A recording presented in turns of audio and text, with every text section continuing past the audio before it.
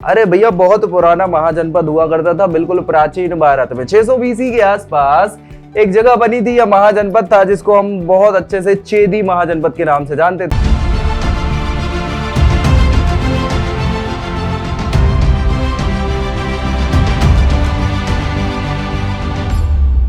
Hello दोस्तों, स्वागत है एक बार फिर से आपका हिस्ट्री कवरी पर, जहां हम बात इतिहास की कर रहे हैं और इतिहास में मध्यकालीन भारत चल रहा है। पूर्व मध्यकाल के जो राजपूत शासन है या राजपूत राज्य हैं उनकी चर्चा हम कर रहे थे।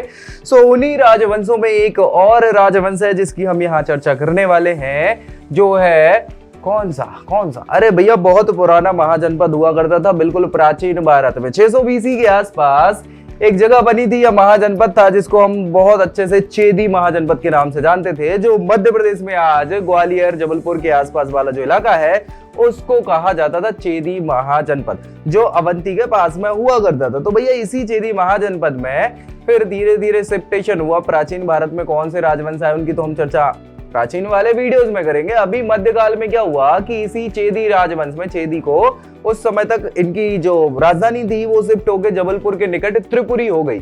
सो त्रिपुरी या चेदी बोला जाता है। और चेदी के जो शासन चल रहा था वहां पे किसका चल रहा था? कलचुरी राजवंश का चल रहा था। किसका? कलचुरी वंश का। सो भैया यहाँ हम बात इस वीडियो में करने वाले हैं कलचुरी वंश की। ठीक है, कहाँ के? त्रिपुरी या चेदी के कलचुरी वंश की हम बात यहाँ करने वाले हैं। चलिए देख लेते हैं। बहुत ज्यादा जानकारी हम यहाँ डिस्कस नहीं करेंगे। क्यों नहीं करेंगे? क्योंकि यहाँ हम बेस देने वाले हैं। और अगर जब हम मध्य प्रदेश के इतिहास की बात करेंगे तो उसको ब्रॉड वे में एक एक राजा महाराजाओं के साथ चर्चा करेंगे। तो फिलहाल यहाँ पे कलचुरी वंश की बात करी जाए तो 9वीं शताब्दी, कौन सी? 9वीं शताब्दी में जो शासक हैं जिनका नाम है कोक्कल प्रथम। क्या नाम है? कोक्कल।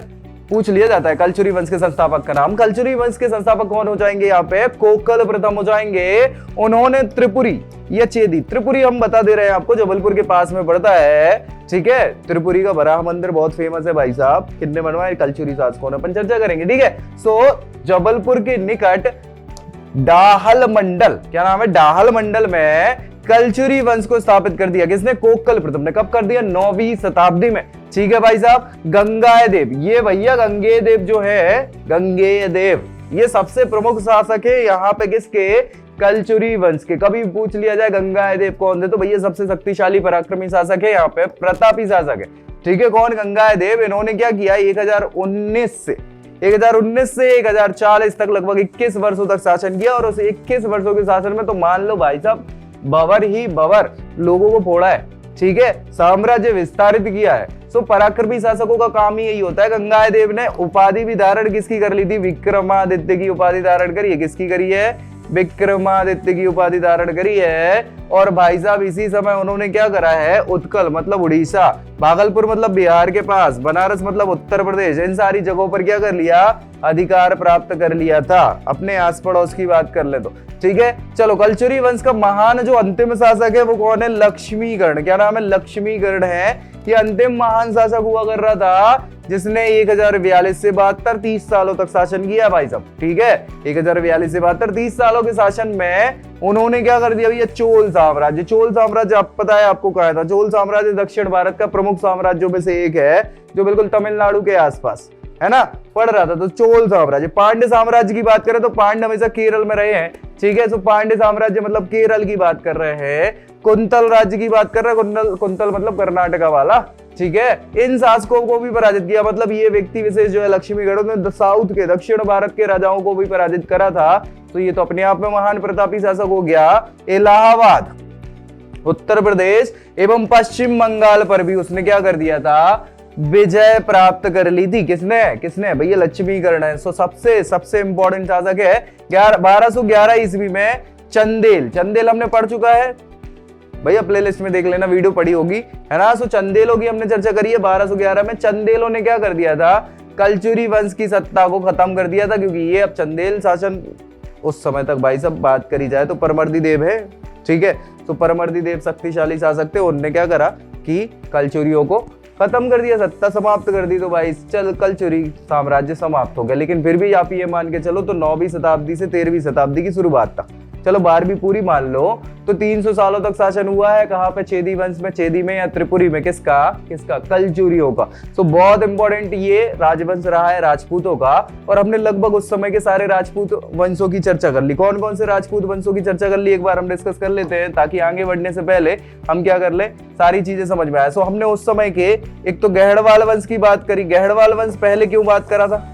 क्योंकि भाई साहब कन्नौज के लिए लड़ाई हो रही थी, तो कन्नौज पे इनने शासन करा था, इसलिए गहड़वाल। लेकिन फिर गहड़वाल से शक्तिशाली उस समय कौन हो गए? चौहान वंश हो गए। इसी चौहान वंश को चहमान वंश भी कहा जाता है। क्या कहा जाता है? चहमान वंश। सो इनकी भी चर्चा हमने कर ली थी। चहमान के साथ हमने देखा था कि भैया उसी समय परमार वंश भी था। क्या था? परमार वंश भी था। परमार वंश के अलावा हमने चंदेल वंश की भी बात कर ली थी, है ना। चंदेल वंश के बाद हमने सोलंकियों की भी बात कर ली, सोलंकी राजवंश, ठीक है। सोलंकी के बाद हम लास्ट बात कर रहे थे किसकी? कलचुरियों की, है ना। सो कलचुरी राजवंश की भी हमने बात कर ली। ये सारे के सारे राजपूत राज्य हुआ कर रहे थे पूर्व मध्यकाल में भारत में। जब तक दिल्ली सल्तनत एस्टैब्लिश नहीं हुई तब तक उससे पहले यही राजवंश है। और उससे पहले तो 3 बड़े वंश हो रहे थे, प्रतिहार, पार और कौन? राष्ट्रकूट। तो उन्हीं से टूट टाट के ये छोटे छोटे राजवंश उदय में आए और इन्होंने क्या किया है कि अच्छा खासा शासन स्टैब्लिश करा था उत्तर भारत पे। और ये राजपूत राजवंश कहलाते हैं। सभी के सभी क्या कहलाएंगे? राजपूत राजवंश। और सारे के सारे राजपूत राजवंश जो हुआ कर रहे थे वो कब खत्म हो जाएंगे? कब खत्म हो जाएंगे भैया? दिल्ली सल्तनत स्टैब्लिशमेंट से। मतलब मोहम्मद गौरी जो था, मोहम्मद गौरी ने फोड़ना चालू करा था। तो मोहम्मद गौरी बाद में खुद फूट जाते हैं। उसके बाद जो है कुतुबुद्दीन ऐबक से स्टार्ट होता है दिल्ली सल्तनत। और ऐबक ने फिर खिलजी में, अलाउद्दीन खिलजी ने तो धीरे धीरे पूरे भारत पे ही अधिकार कर लिया।